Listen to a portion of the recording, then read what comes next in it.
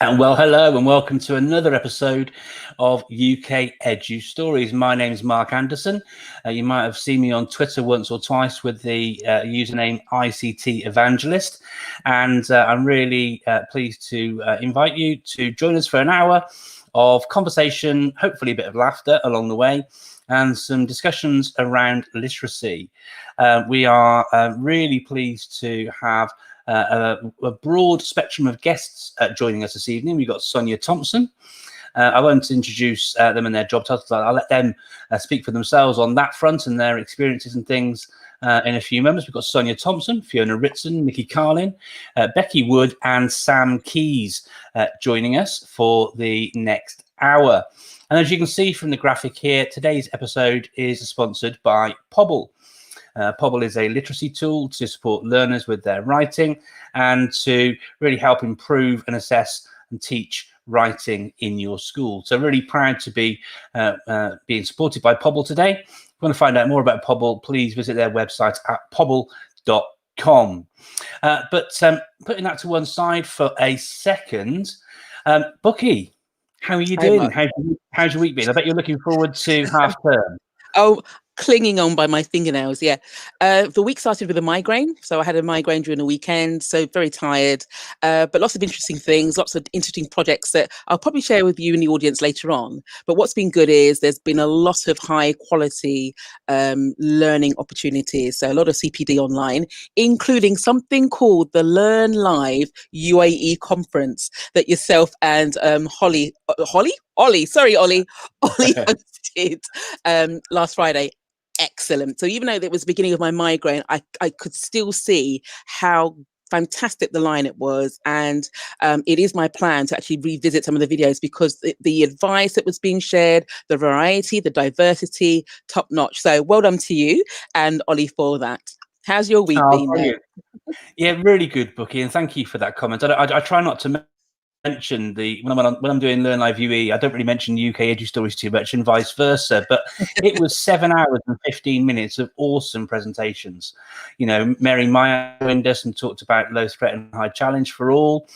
We had a fantastic presentation from Morgan Whitfield, who's agreed to join us in a few weeks as well, talking about diversity at the leadership table. Looking forward to that. That was absolutely brilliant. But to single out Morgan would be to disservice all of the other 19 fantastic presentations we had from teachers, predominantly from the UAE region, although mostly expats. But again, diversity is really important to us. So we had Arabic speakers, we had presentations in Arabic, we had Emiratis presenting. It was a really fantastic day, and really proud to have been involved in it and to have brought it to the fore. Thank you very much for joining us for a few of the sessions, Bucky. It was really good to have you join us, and thank you for commenting on it. Thank you very much. You're welcome. So should we bring in our guests then, shall we? Yes, please. I'm really looking forward to this. Jam-packed today. So I think it's apart from our end of term specials where you have lots of different, I suppose, Twitterati joining us. I think this is probably the most number of guests we've had on with regards to a specific topic. Is that right? It is. Fine? Yeah, no, absolutely. Yeah. And as you'll see, as I bring everybody in, it fills up quite the screen with us all being there.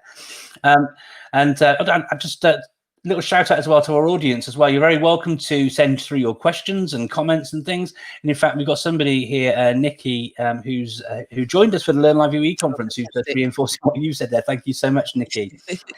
Please do send through your comments in the live chat, whether you're on YouTube or on Periscope. Your comments are always welcome, and it's always nice to be able to sort of share some of the questions that you have to our guests as well. So please feel free to do that. But let's bring in our guests now. Our first guest, I'll just work along the line, is Mr. Keys, Sam Keys. Here he is. Welcome, Sam. Hi, Sam. Our next guest is Becky Wood. We also have hello, Becky. We have Nikki Carlin. We also have Sonia Thompson, and we also have Fiona as well. Hi, Fiona. I'm going to pop myself down the bottom out the way. There we go. I promoted you to the top there, look, Fiona. Fantastic stuff. So working across from the top where Fiona is, and then across to Sam, then Sonia, then Nikki, then Becky. Could you in turn just introduce yourself, say who you are, where you work, what you do, that sort of thing? Is that okay, please? Of course. Hi, I'm Fiona. I'm on Twitter as always, LearnWeb. I'm head of English and academic lead at a private independent school in Essex, which, you know, it's not as it sounds. It's not one of these cushy numbers. Actually, we have to work really hard. We're non-selective, so still have a lot of the same problems that everybody else suffers with, and extremely demanding parents. So it's, again, parents who are really pushing for sort of their kids to pass and get the top grades. So I'm sorry, what else did you want? I can't remember now what you said. What did you say? Did you want to mention I can't remember. There's a little initiative that yourself and Nikki I need a little whiteboard with the questions on it. There's a little initiative that yourself and Nikki and Becky started. Do you want to share a little bit about that and how it relates to our topic this evening? What? Team English? Team English. Oh, that's really Nikki and Becky. That's really, I'll let Nikki and Becky, because that's really their baby. And I mean, for me to take any credit there would be hugely unfair. I mean, obviously I support it. I'm part of, I know I'm on it now, but honestly, they've done an incredible job, the pair of them. I can't even really begin to say what they've created, because I think from Team English, then so many others have been created, but it really is, it's huge community, and it's them. Okay. Yes, you will. Thank you very much, Fiona. Over to yourself, Sam. Hi, I'm Sam. I'm a Year 6 teacher, Senko, and deputy head at an inner city school in Newcastle. I absolutely love my job. I've got quite a challenging sort of pupil role. We've got quite a high percentage pupil premium, quite a high percentage English as an additional language, but I wouldn't have it any other way. Love it. I'm a Pobble user, so it was nice to see their shout out at the start. Yeah, really passionate about all aspects of literacy in school and how we can really get the most out of all children, with a particular nod to those with SEN and those, you know, who are classed as disadvantaged or AAL or otherwise. Okay. Brilliant. Thank you very much. Lovely introduction. Over to you, Sonia. Your microphone's off, Sonia. Sorry. I knew I was going to be the first one to do that. Typical me. I'm Sonia Thompson. I'm the head teacher at St Matthew's Teaching and Research School in Nechells, Birmingham. We, again, similar to Sam, we've got a very challenging context. We're third most deprived in Birmingham, fifth in Britain. High EAL, which is fabulous, high pupil premium. But like Sam, I wouldn't have it any other way. It's the best context, the best parents who want the best for their children. And what's really exciting for us is that as a research school, we get an opportunity to really look at the evidence-informed practice, and support other schools with that as well. So I'm an ex-English consultant. I used to work for Birmingham Local Authority as an English consultant. So this is fabulous tonight. I'm knackered, but it's fabulous. Thank you again for joining us in spite of your tiredness. Yeah. Thanks, Sonia. Oh, we can't hear you. Hi. Over to you, Nikki. Sorry. I think Nikki might have frozen, actually. Oh. So whilst Nikki's unfreezing herself, Becky, over to you. Okay, right. I'm Becky Wood. I've actually moved in lockdown. So I moved from a school in Peterborough, Peterborough is one of the sort of 10 worst, most deprived areas for child poverty in the UK, to a school in Rochdale, Greater Manchester. So exactly the same sort of context, very deprived, lots of child poverty. And I'm currently working as the lead practitioner for English. Okay. And also, I will say it, along with me, we set up Team English 1, which is Now, I can't remember, Nikki will probably know more than me, we're at about 35,000 followers, I think. And we set up as this little community where English teachers could talk to one another. It came out of the exam spec changes in 2017, where everyone was sort of just didn't know what on earth we were going to do with GCSE. And we just set up this little community for teachers to share resources and talk about things, and it's become huge. So Yeah, well done to you. It's Really absolutely. good. It is Team English for me, and you know, we've seen a variety of other subjects sort of follow on from your initiative and things. But I think what you've done with that initiative is just such recognition of the best practice, the best things that we see in education all of the time. It really is fantastic, and I'm just pleased we're able to invite you all on to sort of share with us this evening as well, because I think that you got so much support within the network as well. I was interviewing Kat Howard recently as well, and she was saying, she was talking about one of her new books, but she was sharing about how powerful Team English is, and how English is the best subject, and English teachers are the best. Sorry, it's a science teacher. We're really pleased and proud to have you join us this evening. Nikki, you appear to be unfrozen now, so if you'd like to introduce yourself, that'd be fantastic. Hello. Hi, Nikki. Yeah, just a heads up, I'm going to be with the connection issues throughout the whole show, so if I cut out, I'm very sorry. I'm Nikki Carlin. I'm directing media at a school in North Manchester. It's Abraham Moss Community School. We're an all-through school now, so we have primary all the way through to year 11. On Twitter, I'm New Puddles, but as Becky has already explained, we also set up Team English, and that's how we came to sort of work together and establish this community for English teachers online. And Fiona works on that with us now as well. So yeah, that's me. Brilliant, thank you. Brilliant. Thank you, Nikki. And as if by magic, we've got some more English teachers also testifying that, of course, English is the best. Can I just say that is my lead practitioner there. Oh, fantastic. Oh, fantastic. Thank you for joining us and supporting as well. That's great. Yeah.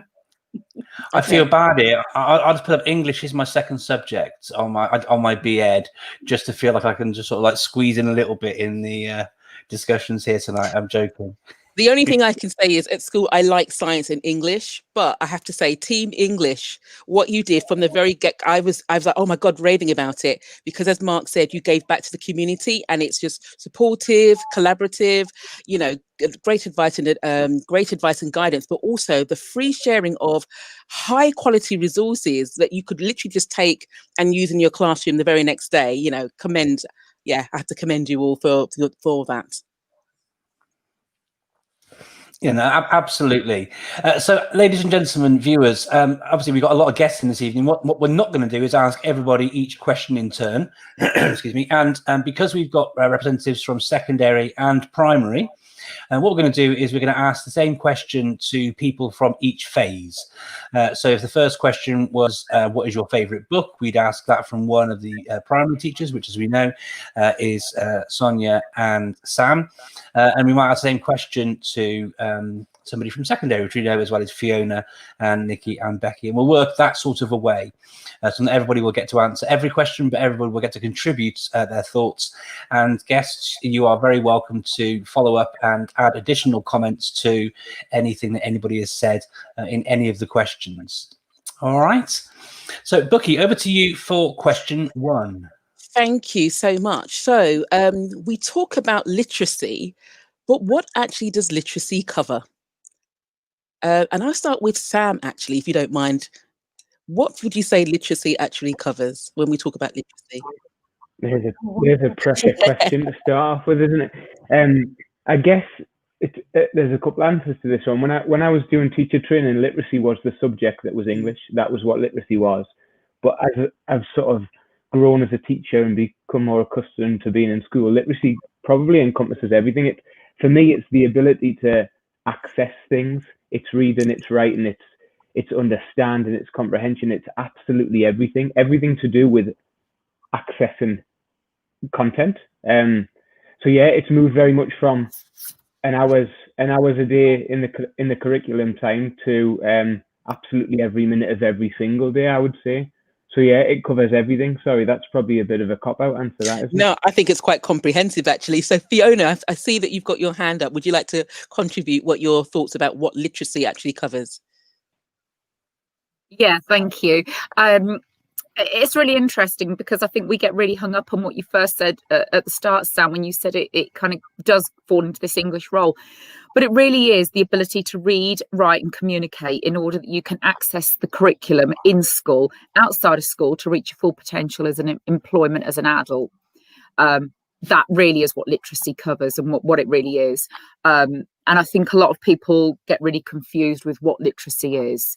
But if you cannot read enough to read and write just to get by what we call functioning literacy, then you're just going to struggle with everything. It's filling in forms, it's understanding what you're actually filling in. It can lead to so many complications further on in life, filling in at job applications. I'm talking mainers because they're the things that really people would struggle with, but there's so many aspects. But it is the ability to access the curriculum and then as an outside of school to reach full employment. Thank you for your, the different perspectives, and I think also for highlighting the fact that, again, some people just think it's English and it's something just the English teachers or the English department should actually do. But as you both quite rightly said, it does cover everything, and hence why we're looking at it from a whole school perspective. So I'll hand over to you, Mark, if you'd like to ask the next question. Yeah, thank you very much, Bookie. And you've kind of addressed it a little bit in what you were sharing there in your response, Fiona, but I'll jump to you, Becky, if that's okay. What do you think, some of the misconceptions around whole school literacy? We've heard there about it being maybe sort of people sometimes think of it as being just the domain of teachers of English. I used to work with somebody who you may know called David Didow, and he always used to sort of go around our school shouting from the rooftops about how we're all teachers of English. So, Becky, have you got any thoughts there on that, about misconceptions beyond that sort of thing, that we're all teachers of English? Well, I think that the main misconception has always been that it's an English thing, always. I think that's changed slightly in the last few years, particularly at secondary, because literacy has become a focus in pretty much every single subject. It needs to be covered, but also I think the idea of what literacy actually is, like Fiona was saying, it's not just about reading, it's about being able to write well. It's also about being able to communicate orally very well. And we are all responsible for that. We all need to make sure that students know that to be able to get on well in life, you need to be able to express yourself well. You need to be able definitely to read and write very well. But it's become a little bit more of a responsibility of everybody that they need to be doing this. And I think schools have got much more of a focus, particularly secondary school, of making sure that that happens now. Brilliant. Thank you for your response there, Becky. Can I ask the same question to you as well, please, Sonia? Definitely agree with everybody. I think certainly for primary, I think we're becoming much more aware of this idea of disciplinary literacy, and this idea that application of literacy, being able to communicate effectively, making sense of the world. You need to be able to do that in maths, you need to be able to do that in history, in science, in geography. So there are particular aspects to literacy in geography. So I think in primary we're becoming more aware that children need particular skills to be able to access every area of the curriculum using, as I said, those literacy skills of oracy, of reading, of writing, of speaking and listening, and the ability to listen. So all of those things, and I think often, as we said at the beginning, there was often misconceptions about it being very much an English thing, and I think we've both sectors, both primary and secondary, are beginning to realise. Certainly in primary, we're beginning to realise that, my goodness, we've got to empower the children across all of the subject areas to use and apply particularly that application of skills that they learn in English into all the other curriculum areas. Yeah. Brilliant. I absolutely agree. Thank you very much for sharing that, Sonia. Bookie, next question. Okay, so Nikki, hi again. So in your opinion, why do you think some schools struggle in implementing effective whole school literacy strategies or policies? Hi. So, oh gosh, I think it links to a lot of the stuff that people have just mentioned about people not knowing whether it's their area of responsibility or not. And I get that. I think other departments in schools, especially in secondary school, perhaps don't have the level of training or understanding of literacy that the English department would have. So that's a real barrier for schools to be able to implement literacy in a whole school way. I think another struggle is that any sort of whole school literacy training, when you're trying to implement it, can sometimes, through no fault of anybody's own, it can be reduced to sort of bolt-on activities, like you're trying to implement a whole school literacy policy, and so everybody's encouraged to do certain activities or starters at the beginning of their lessons and so on, where there needs to be a more joined-up approach with representatives from each department, not necessarily the heads of department, but just a representative who can take part in this training in a more in-depth and developed way, and understand that literacy within your subject can take different forms across the whole school. So I do think quality training and a real strong understanding across the school is necessary in order to implement it. Otherwise, it becomes bolt-on, and people can't really invest in it properly. Yeah, thank you. That's a very comprehensive response. And I think, you've highlighted two key things about, first of all, making sure that the CPD that's provided is meaningful, and it's not just like a tick box reductionist, we've just done this type of thing, but also about having representatives within each subject area that actually has a responsibility or can actually take a lead on the literacy and share good practice from a subject perspective that everyone can then engage and speak with. I'm just thinking about in the past, and this was obviously years ago, where some of the literacy strategies we'd had was just a student bringing in a reading book as part of, like the form time. And that was it, because we didn't know much. So I think you're right about the fact that having, representatives across the school would actually make it work. Okay. Mark, if I hand over to you for the next question. Yeah, I'm going to jump into a question about blended learning, because all of us are, I'm sure, on the edge of our seats, ready to start teaching remotely tomorrow morning, obviously.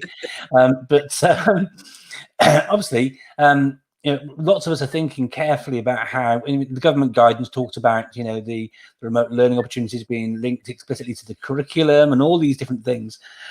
Jump to you first, Sam, if that's okay. Excuse me.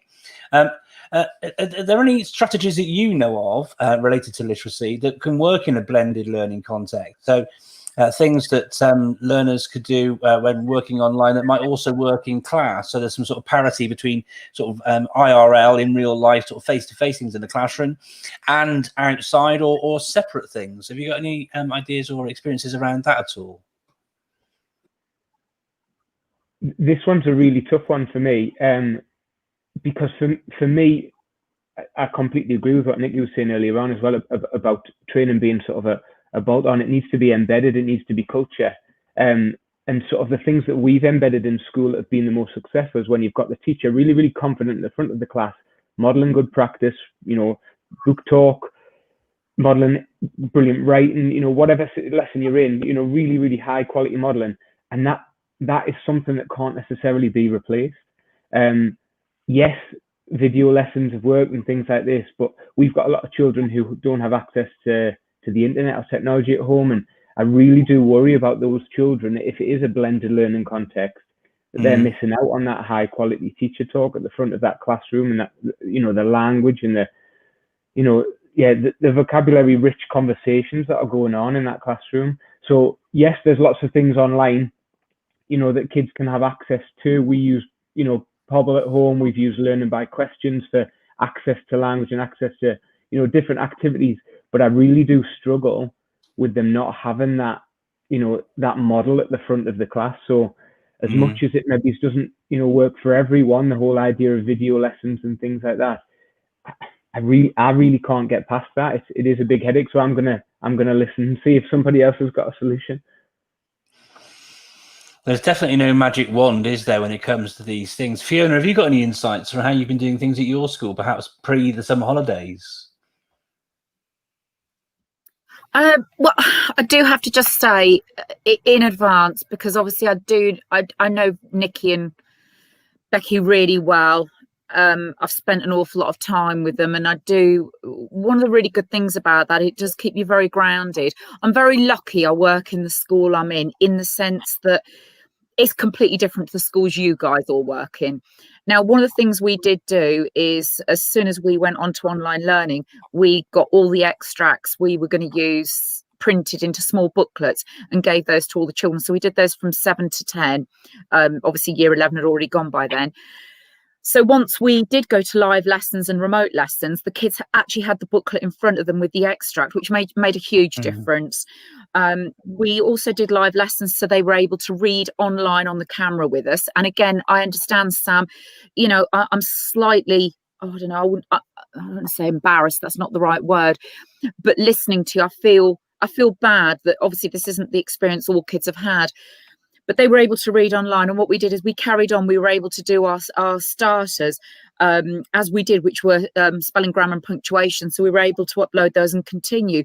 But one thing I have worked on over the summer holidays is I'm trying to put together like a I don't know how to call it really, and I call them tutorials, but they're a PowerPoint where you record yourself, your voice. You don't have to have the camera on, and you have a workbook that goes with it. So the workbook matches the PowerPoint matches the workbook. And then what you do is, so you do your PowerPoint how you normally create a PowerPoint, and then you record your voiceover as if you're teaching the lesson. It's not quite the same as Oak Academy. They've done something amazing. This actually has a workbook, so the child then works in the book. So how I created it was each slide had a question slide in blue. I don't know why I picked blue, and then an answer slide in green. And then what I did is I worked through, okay, so actually the first one I did, Sam, and I'm happy to send this on if anybody wants it, but the first one I did was capital letters. So we talked about where you'd get a capital letter, why, and we had 3 examples. The students would then have to write those 3 examples in their little booklet, and then they'd have to do an example of one their own. Then we moved on to the next slide. We had the answers. I talked through the answers. So it was a kind of a question and answer, and we talked them through it, or I say it was just me on my own. And then when we get to the end, they had to do a little piece of writing on their own, and they had to include at least one of each of the different rules for capital letters. I kind of overkilled the capital letters because I did a whole hour on it, but I think I was just trying to put together, this was like a sample, because what I'm going to do is in September I came back to school, and we're going to make a whole set of these for different areas, and then students can work these. Now the thing is, with the online issues, Sam, that you're talking about, you can upload these onto a USB stick, and if the students do have access to some kind of device at home, they could get it via there. So that's what that's what I've been working on, and how we got around it during lockdown. But I do appreciate my situation is very unique. That's a great response though, Fiona, and it is really, really difficult, particularly with the digital divide. Some families have access to nothing. Some families have multiple children with access to one device, but they have no internet connection or no data, or they've only got 100 megabytes of data on their parents' phone to last them a whole month. It's really, really difficult. Just continuing this thing, sorry to continue on a little bit, but I'm wondering, Sonia, if you have any experiences of how you've made things work in your school that might be helpful for Sam, given your relatively similar contexts. Yeah. I mean, I'd agree with Sam that the first thing that we had to do was get devices and make devices available. So we did empty the school of every laptop. We've got no laptops left in school. Every single laptop, every single computer. We were very fortunate to link up with Birmingham Education Partnership, who also got us some computers, and we're in a position now where we've ensured that every child has got a device. It doesn't always mean that they've got the internet, but we seemed to be okay with that. It was the devices that were missing. So we were able to facilitate that. We did live lessons, and I'm not saying we were up and running straight away, but we certainly were able to set ourselves a trajectory where we wanted to get to, and we were able to deliver some live lessons. Where you're talking about modelling, Sam, really important when we look at the Education Endowment Fund documentation that looks at remote learning and digital learning. It definitely talks about this ability to model. So we were very clear that we needed to do some live lessons. So teachers were confidently stood up in front of the camera with their flip charts and delivered sessions. We also recorded ourselves because we're a school that loves reading for pleasure.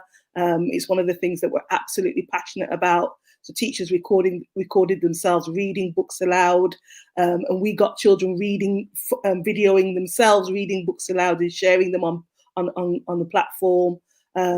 So it was. I'm not saying it was perfect, but we certainly were able to ensure that all the aspects of literacy, reading, writing, oracy, we were able to develop all of those, speaking, listening. We were able to develop all of those online.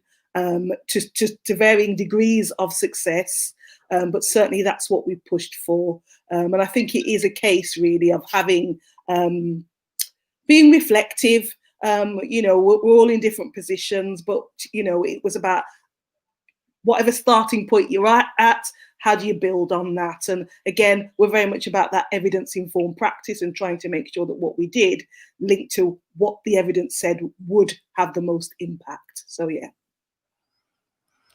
Brilliant response. Thank you, Sonia. I'm a big fan of the work of the Education Endowment Foundation and their report, the Rapid Evidence Assessments that came out just a few months ago. It's got loads of fantastic reference points in there. Signpost that.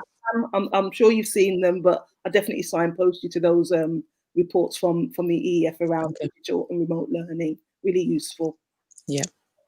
Yeah, no, really good. We've had some feedback from our audience as well. Richard Brewster talks about the importance of having clear lesson structures with simple instructions, scaffolding work, using Flipgrid as an example of a tool you can use to support oracy, perhaps using channels in Teams to facilitate discussions, keywords, vocabulary list set in advance. There are lots and lots of ways in which you can do this. Unfortunately, as we heard from Sam's example, often though in our communities, particularly in areas of deprivation like the schools that Sonia and Sam are in, it's a really difficult one to try and solve and fix. Sarah Hazel shared this question: could children without technology, for example, perhaps have a look at some of their favourite TV programmes and identify literacy features like describing words, adjectives alongside a task sheet to guide them as a means of doing that? What do you think of that as a potential activity there, Sam? It's something that surely might have legs. I don't know. Well, we're trying everything a bit, like Sonia said. We emptied our school of iPads and things like that, and it had some impact. It did, and we've got lots of people connecting with the online aspects of learning, but we're not quite there yet. So I'm happy to try anything. No, absolutely brilliant. Thank you so much for your responses, Sonia, Sam, Fiona. Thank you very much. Bucky, over to you. I'm going to be cheeky and ask the same question to Nikki and Becky, because I'm just interested from a blended learning context, you know, what works in terms of the literacy strategies that you use in real life as well as online? Well, Becky's probably going to say something similar, I would imagine, because of the context of the schools that we both work in. Our experience, just personally at my school, of lockdown and blended learning and sort of getting pupils to engage online was incredibly challenging. Across our entire school, in the community that I work in, which is Cheetham Hill in Manchester, which is quite a deprived area, we were just tackling the basics of pupils not having devices, internet access, or enough time at home because of other responsibilities and things to be able to access the learning. So in terms of, you know, blended learning and how did we get pupils engaged with literacy, our big task, our main focus during lockdown, and also now that we've returned to school, is to get the pupils to read as much as possible. And now as well, we've obviously, I'm sure you're all aware of the situation in Manchester. We've had lots of pupils having to self-isolate, and it's really mixed at the moment with who's in school and who's not. And so reading, we've had to pick one priority, and it has to be reading for us, because we're very lucky to have a very well-stocked library, so we can make sure that all of our pupils have a reading book to take home and to carry around school with them all day.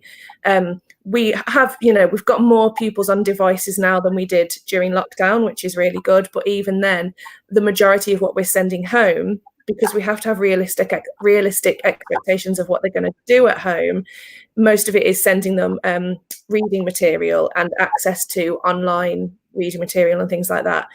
Our literacy coordinator and our library staff at Abraham Moss are outstanding, and they've put together this pack of it's called a Rich Weekly Text, and there's a text every week. It's usually something non-fiction. It can be from a newspaper or magazine, or from a non-fiction book. And it's put onto the school's learning platform with a couple of comprehension questions and also discussion points. We share them every single day in tutor time with from right down from primary all the way up to year 11. But at the moment, we're also putting it on our learning platform so that pupils who are at home still have that material to read. And it's usually linked in with so at the moment, the materials are all to do with Black History Month. So the pupils are still engaging in reading the material that they would have access to in school. They probably wouldn't necessarily choose to read outside of school. And yeah, we're just trying to make sure they've got books and reading material as much as possible. If we can focus on one thing, that has to be the thing. That's all we can do at the moment. Yeah, as someone that loves books, it's great to hear, but I think it's also so simple and practical in the fact that you're just using something that anyone can actually just access, just to continue with the literacy. So that's a wonderful example. Thank you, Nikki. So Becky, I ask as well, because I'm interested, because I know that you've got a different context to everyone else in the fact that you were in one part of the UK, well, one part of England, during lockdown, and then you're somewhere else now, start of the autumn term. So how has your blended learning experience been with regards to the literacy strategies that could work? It's been very challenging. Obviously I was in one school in lockdown. The amount of students that were accessing anything at all was very low, extremely low. And so obviously now we're in the situation in Greater Manchester where unfortunately you don't know from day to day what student you're going to have in front of you. Students can get sent home very, very quickly. And obviously with the government wanting us to follow the same curriculum, we've had to look at ways of almost seamlessly going to the next lesson, but it being remotely. What's working for us is video lessons more than anything. We do have the same issue that not all students are online. We've now made sure that certainly all the older students have a laptop, and most have internet access. There are still quite a few students that don't have internet access, which is a big issue. It's been recording lessons really, so that they can hear. I think students like to hear your voice. They like to hear the teacher that normally teaches them talking. And certainly in a recorded lesson, you can do a lot of explanation. You can do a lot of modelling. You can add videos in. You can do whatever you need to do. Also using the visualizer to record you actually physically modelling a response or how to structure something, or grammar, spelling, whatever. Actually being able to do that and record it is having the most effect at the moment. But I think, like most schools across the country, we're all just trying to do our best at the moment, and we're seeing what does work, and we're reflecting and we're changing things, and it's literally a day-on-day thing at the moment. Yeah, so Becky, thank you so much, and also for just outlining the context in which you're operating within, because that is a challenge, an extra level of challenge upon challenge. So thank you for sharing that. But what I was struck by were two things, and about the fact that using like your voice recording on videos, and how isn't it interesting how that hearing the teacher's voice still keeps the continuity and the connection and relationship going. And it's so powerful during these, uncertain times. But I also love the where you said about the use of the visualizer, where you can actually still model things and clearly show how, like the different strategies and things that are in place. So thank you so much. Thank you all. And I know we've taken quite a bit of time actually asking you that particular question, but I think it's great within a different context we operate within, just to hear how things actually go.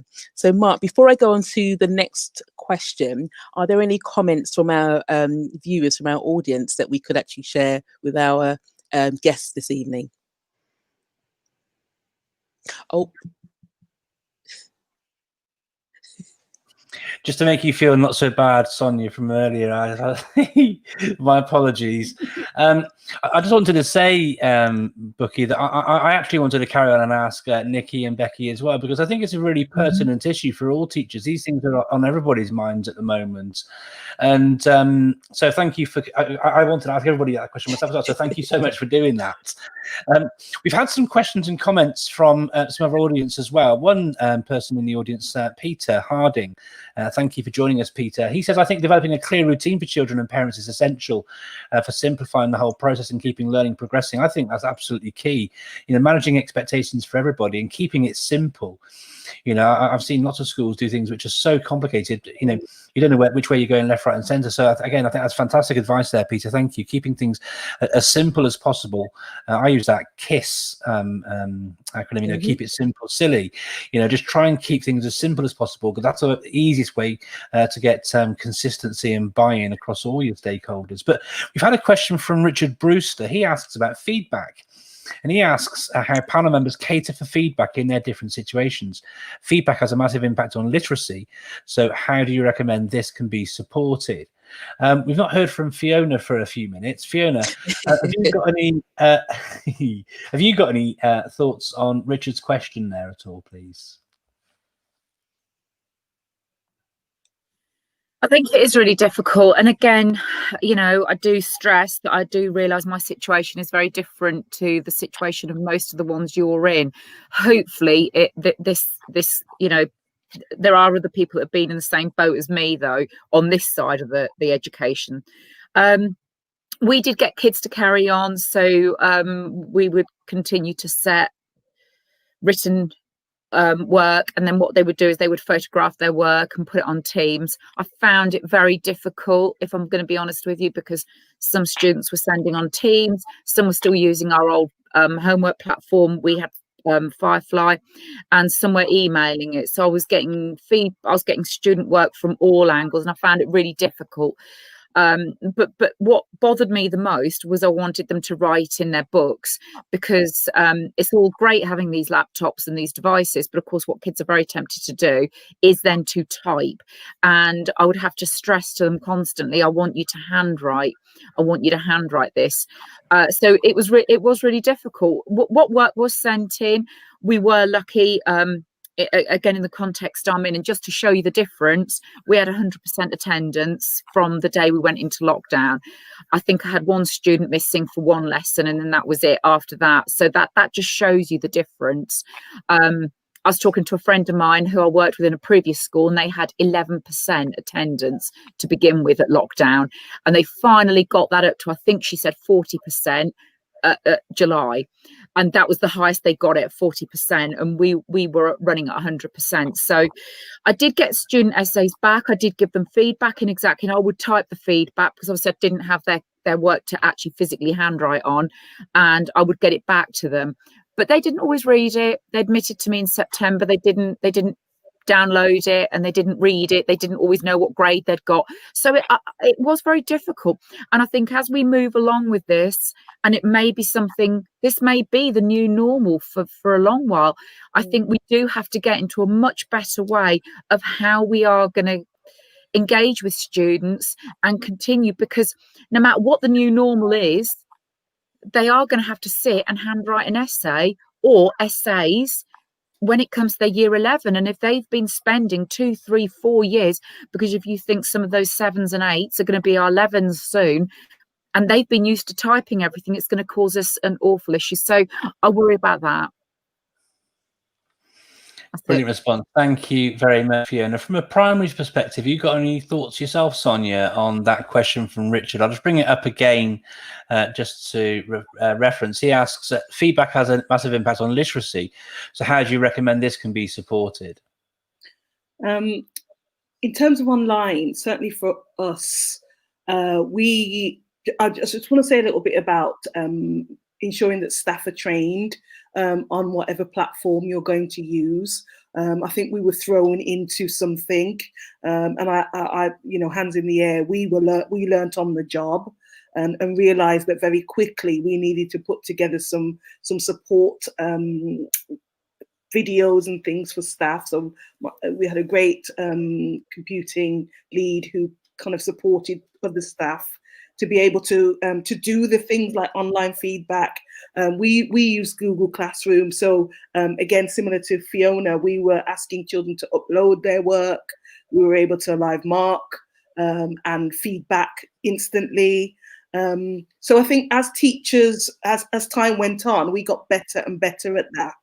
And children got better and better at uploading their work. I think the other thing that we were very conscious of in our context, very much about parents not feeling like they have to be teachers.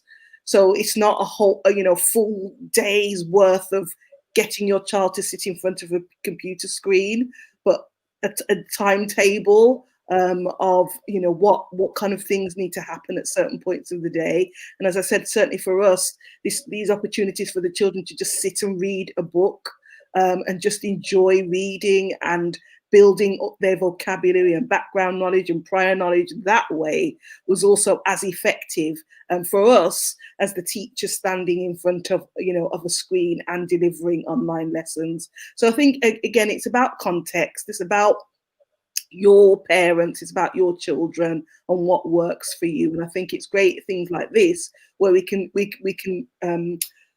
feed back to other schools and also feel better about ourselves, because it is as a head, I'm very conscious that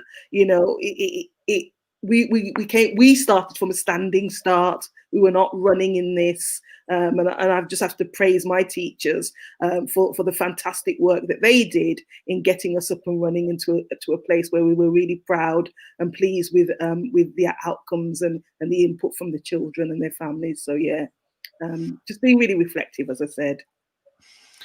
Thank you very much for that, Sonia. And I think what resonates most from me, what you're saying there, is about your honesty, actually. And that's actually a situation that many schools faced. A big issue that I deal with the work that I do is around supporting teachers, not just with their competence in doing this, but actually raising their confidence. And so many teachers and schools was just thrown so much in the deep end. With so little time to prepare. I remember it was the 17th of March when they were talking about doing it, and by the end of the week, everyone was in lockdown, and it was just no time to have these things in place. So thank you for your honesty, and it sounds like you've got, even though you've been learning on the job, as you, to quote you there. I think that the way things are happening in your school are actually reflected in many other schools around the country. So hat tip and kudos to you for working like you have in your school. And I love your leadership as well in praising your staff and the way that you have, because they've all had to come together and do that as well. That's so important. So thank you so much for that, Sonia. We've had some more comments, Bookie, just jumping in a second, sorry. We've had Simon from Pobble, our sponsors for this evening, talking about this question of feedback. Actually, he's saying that it's interesting because they're developing their products and looking at developing the feedback elements of Pobble to try and provide more opportunities for that and support within the actual platform as well. We've got Richard coming back talking about an infographic that Impact Wales have shared about ways to structure online lessons. I suspect, like much of Impact Wales, is its sketch notes. It's drawn upon reports from others, like we've heard Sonia mention the Educator Endowment Foundation earlier, what Impact are good at is taking those quite detailed, thick documents and simplifying them into nice, easy, visible graphics to make it a bit more understandable. So thank you for sharing that, Richard. Bucky, did you have any, are you ready for your next question? Yes, I am. Okay, so what are the type of things that SLT should actually do to ensure that the literacy strategies within their school are effective and working? And I will ask that question to Becky, actually, if I may. Okay. So I think that the important thing, I'm part of the teaching and learning team in my school, so it's sort of part of my job to go into other subjects and see what they're doing. And I think it's really important that when we do that, we look at how literacy is being taught in other subjects as well as English. Looking for things like key vocabulary being shared. Is it being taught explicitly? Do the students understand this idea of tier 2, tier 3 vocabulary? That's very important. Are they being given a chance to talk? Are they being able to express their ideas? Are they being picked up on their oral literacy? And also, so one of the things that my assistant head is doing, who's in charge of literacy, he's made this little video. It's fantastic. And it's this literacy check video that's to be used by every department. And then when they do a piece of writing, the video goes on the board, and it's a 5-minute video. Have you checked this? Have you checked that? And it's got a bit of music that goes with it. So if you hear the music playing, you know that somewhere around the school somebody is doing a literacy check. And it's just that it's embedding it, really. It's making sure that it is happening everywhere, and supporting, training people to feel confident in their ability to do that. Yes, thank you. Again, about the mention of CPD, what I loved is a consistent approach through the video so that everybody knows what it looks like, everyone expects what to do. And, it just reinforces that this is part of what the community is engaging with. For those of our audience that aren't familiar, you mentioned about tier 2 and tier 3 vocabulary. Would you mind just spending a little bit of time, a moment, just explaining what you mean by those two terms, please? Yeah, absolutely. So, actually, I think I've got the book here. So I got it from this originally. I mean, there was a lot on Twitter about it, but this book here, Bringing Words to Life, is absolutely amazing because it explains this idea of tier 2 and tier 3 vocabulary. And tier 1 is the words that students would know from their everyday talk. Okay. Tier 2 is the slightly more ambitious words, and tier 3 is your subject related words. Now, obviously, in order for our students to succeed, they need to have a more sophisticated vocabulary than that tier 1 everyday words. So it might be in science, there might be particular tier 3 subject words that they need to be learning, but tier 2 is, I think, is quite a big focus because it's the words. So, for example, you might have students, and I've done this before, where we've for mice and men, where students would say, something about a character, but they say the same thing over and over again, like they're a good character, they're a really good character. You need to give them other words that they can use to express themselves. And actually, you tend to find that once they know the vocabulary, they're actually saying much more interesting things about a character because they're thinking a little bit more deeply about what the vocabulary actually means. But that can work across subjects. It's not just about English. Okay. Can I jump in there? I'm just going to say, I've got that book here as well. Is this something you planned? Oh my goodness, Fiona, you put it as well.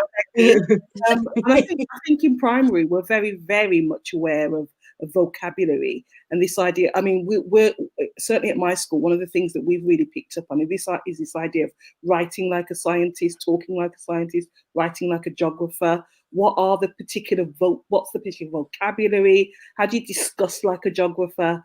Discuss like a mathematician? What does this debate and discussion look like within those subjects, including the use of the tier 1, the tier 2, 3 vocabulary, the subject specific vocabulary? And I think we're very much, I think primary and secondary are very much alike, are coming together. I think, I think we need to work much more closely together, particularly at those transition points, because there's a lot going on in primary that I think secondaries would find very, very encouraging. We're looking at all of these things that you're talking about in a very knowledge-rich way, and ensuring that our students are leaving our schools with some key understanding about subject areas and subject-specific knowledge in terms of literacy. So it's really encouraging, as I said, for those primaries and secondaries that are working together on this and making sure that children are leaving as strong as they can be. Okay, thank you. And for also highlighting about the fact that literacy could be used as something that could aid the Key Stage 2, Key Stage 3 transition in the first instance. Because I know that's something that we often do not do. But Mark, before I go to you, sorry, Fiona, I noticed that you had your hand up. So I'll give you an opportunity to share before I hand over back to Mark. Was just to say, Becky's very, very humble. She's just lovely. The document she created was fantastic, and I remember having a conversation with her at the time. And I remember the comment, and she actually showed me how a student would write in this really basic way. And what she did was really clever, because she put together this document with a character and these words that describe them, adjectives, etc. And the child's writing was completely different. Now in primary schools, I've seen very similar with the word colour charts. So you might get a word at the bottom end, and then it gets hotter and hotter and hotter as it goes up. So the vocabulary is important, but I just wanted to say that I have actually used Becky's document, and I've made a similar one based on that, because it's fantastic. And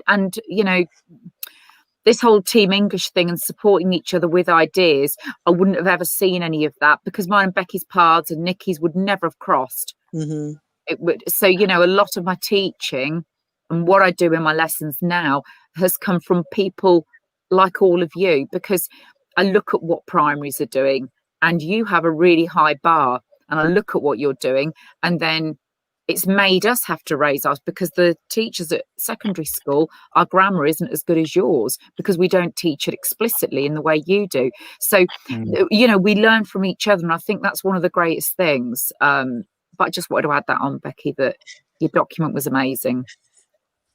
Thank you so much, Fiona. And kudos again to Becky. Thank you. So back to you, Mark. Yeah, thank you. And what's really interesting, actually, just through our general conversation, we've kind of hit one of the questions, I think, already that we've got sort of planned out to share with you, which is about how and what secondary schools could actually learn from primary schools. But I think we kind of covered that in some respects.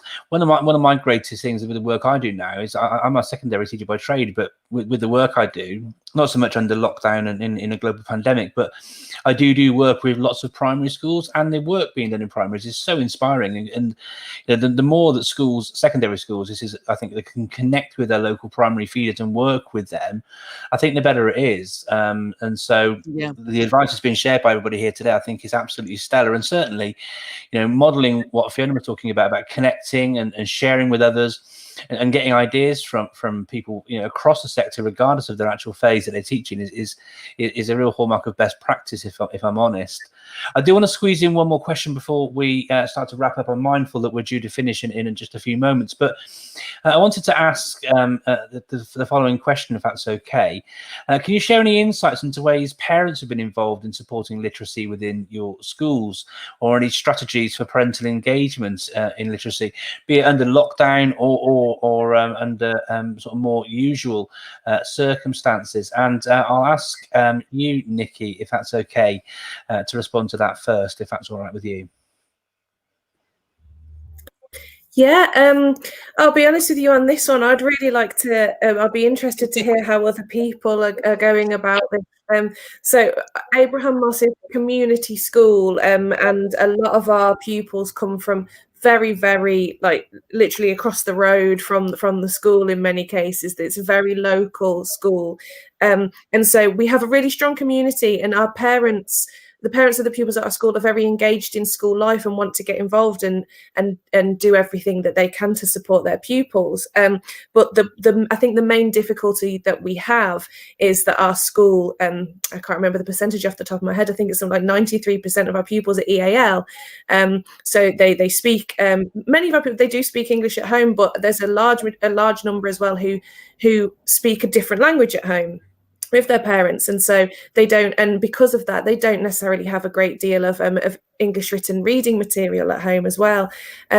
Our school is sort of a leader in the area really for developing relationships and supporting the EAL community, and so simple things like making sure all of our letters and things on the website are translated and they all go out. It's not just in English. That's one really important thing that we do. We make sure there's translations for everybody. And we have a department, which again, I think this isn't possible for all schools to do, and I do understand that, but it's something I value massively at our school. We have an EMA department, which stands for Ethnic Minority Achievement, and there's a dedicated department in the school whose sole job it is to support international new arrivals and sort of low attaining EAL pupils. And there's a group of teachers there who work across the whole school, but they also work with parents, and they do a huge number of outreach programs and have parents coming in for things like coffee mornings. Obviously at the moment this stuff can't happen because of COVID and so on, but yeah, it's a big thing that they run. The fact that they are there and able to offer that service, it's a huge relief for myself and for the other directors of faculty around my school, because the onus then is not entirely on us, because it's a massive job, and we have this team of people who are specialised in doing that, and they bridge that gap and build those connections, and they provide things like translation at parents' evenings, and like literacy sessions with parents, like literally teaching them to read English and things like that. It's an incredible service that we have, and we're very, very lucky to have it. But I totally recognise that other schools can't do that, and I also know there's a lot more that I could do myself as the head of English. If I had the time and the wherewithal to do that. So I'd love to hear what everybody else does to engage parents. Yeah. Okay. That's absolutely brilliant, Nikki. Thank you. I love that EMA department you've got in your school. That sounds like something which is absolutely fantastic. I guess it's one of those things that comes with time and money and what have you. But perhaps there's funding available in your local area because of your demographic you can access to enable that sort of thing to happen. But interestingly, as Sam's noted to us that he'd like to respond to this question, I'm wondering what he's got to add to this. Sam, I'm really looking forward to hearing your insights to that question. Are you okay, or do you need me to repeat it for you? No, that's fine. Yeah. So brilliant. Over to you. I'm really, really passionate about working with parents. Parents have that missing jigsaw piece, I think, to get into that next level with children. You find out so much, and that's great to hear, Nikki, about the EMA department. That's something that Newcastle could definitely sort of learn from, I think. For me, I think as a member of SLT, we said before about high quality training and, doing something that's not a bolt on and embedding something that's culture. I think would be stupid not to involve parents in that. If we're wanting to take our staff on this journey to whether it's an embedding a new, strategy or policy or something like that, parents can get involved in that too. So particularly in my last school, one of my biggest challenges was trying to bring on side lots of the parents of children who had special educational needs. We, didn't have much money to spend or anything like that, but the commodity we did have was time. And I was fortunate enough to spend a lot of time with the parents of pupils with SEN, getting to know them, getting to know the stories, feeding that back to staff, but also showing the parents the processes that we were going through in school. The example maybe I could give is we embedded talk for writing in my previous school, and by showing the parents how that went about and what the procedures were, and how we went from start to finish in a block of work, showing the parents that so they could be part of that journey too is absolutely invaluable. And it didn't cost us anything. A packet of biscuits and a couple of tea bags, And that was enough. And when you've got parents on board like that, and the conversation that's starting in that classroom is continuing at home, Yeah. It's absolutely incredible. And it's something that I think, you know, now not necessarily the time to start something like that. We can't be inviting anyone into school at the moment, but certainly with the online aspects of learning, it's something we could look into. But yeah, parents do hold that missing jigsaw piece, and it's really important we get them involved. Yeah, I think that's a really important and powerful and great point to actually end on, about the fact that parents actually have so much they can actually support with. And I know, Sonia, you mentioned about the fact that, you know, during the lockdown, a lot of parents were actually thinking, oh, we can't do what teachers do. And it's not a question of that. But it's actually, as you said, Sam, it's actually having a conversation with the school, knowing and, you know, like being shown how to utilize certain, you know, tools and things like that, so they can help and support and continue the learning at home, so that there's continuity between home and the school. So it's time for us to start wrapping up the show now. We have got a few comments from some of our audience guests, to share with us.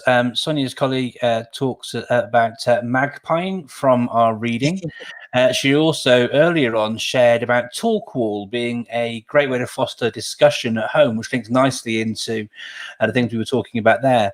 We've also got comments from Simon again from Pobble.